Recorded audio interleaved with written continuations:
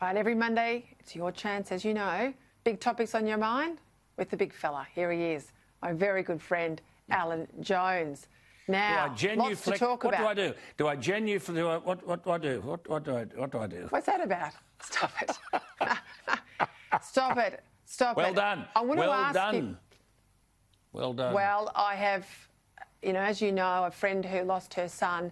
Well, now, I'm going to say something here. In the lockdown and all of that stuff. And this is why I'm so passionate about justice. I know. Look, I'm going to say something here. Those of you who saw the program last night that Peter spent an awful lot of time putting together, brilliant, OK. Nothing is as good as what... If you want a summary of the appalling circumstances in Victoria, read, you can Google it now, get it wherever you like. It's on the website. Peter Credlin in the Sunday Telegraph News Limited on Sunday.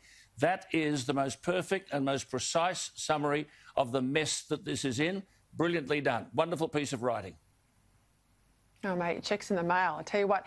Hey, I've got to ask you, a lot of people, a lot of viewers, a lot of people on Facebook ask time and time again, and one of the Facebookers have come in today, Wayne, when or can the federal government initiate a royal commission into the handling of the pandemic? He wants this to happen. So many people ask me this, Alan. Do you think they will?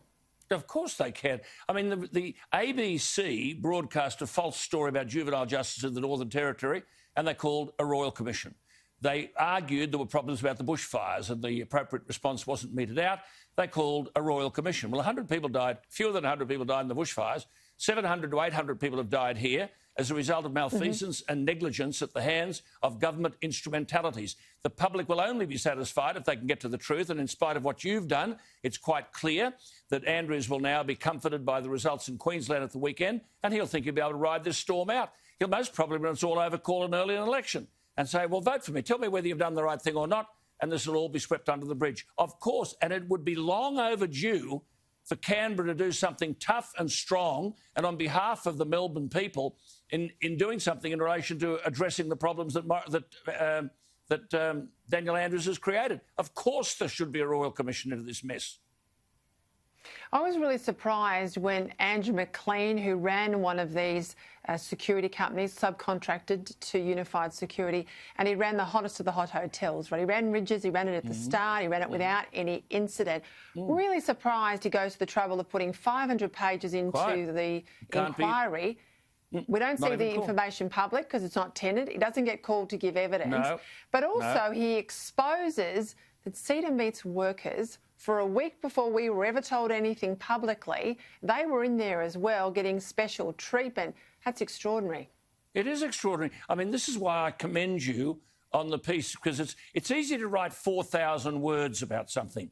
It's very hard to write 1,000 words. And what Peter did on Sunday was to encapsulate all of this and highlights all the evidence. It's not just McLean's evidence that hasn't been heard by Coate, and you have to wonder what the agenda is here. Are the terms of reference such that she's able to please herself or the government can please themselves? It is an incomplete inquiry.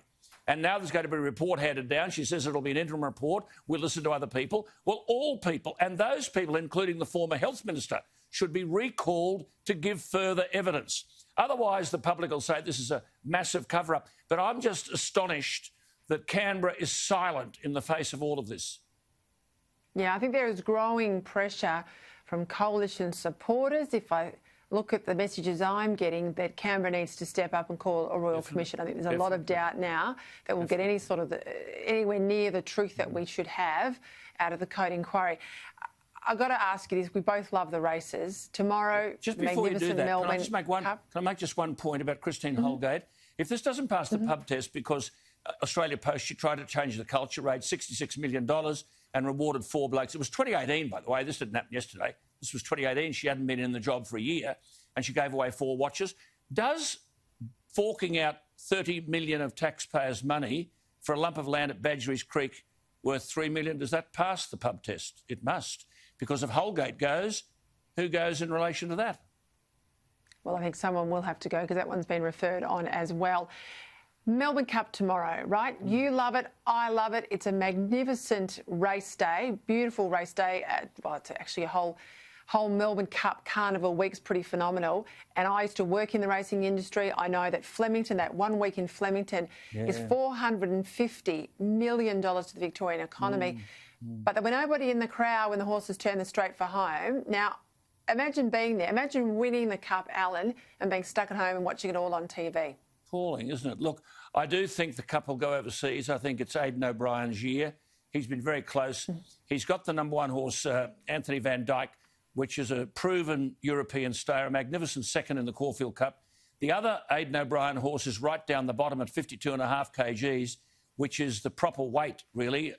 Anthony Van Dyke's carrying a lot of weight. 52.5 kgs. This horse called Tiger Moth, which you'll be surprised to know, Peter, has only had 4 starts. It's quite extraordinary. The horse with only 4 starts is in the Melbourne Cup. But I think Aidan O'Brien at both ends of the weight scale is a big chance. Obviously, Chris Waller has 2 big horses. The horse that won the Caulfield Cup, Very Elegant. She's carrying 55.5 kgs. Whether she'll get the 2 miles is another question. And Finch, who has run very well in the Melbourne Cup in the last 2 Melbourne Cups, they most probably carry the hope of the locals. But I think it'll be an Aidan O'Brien Cup, number 1, and go right down to the bottom there for Tiger Moth.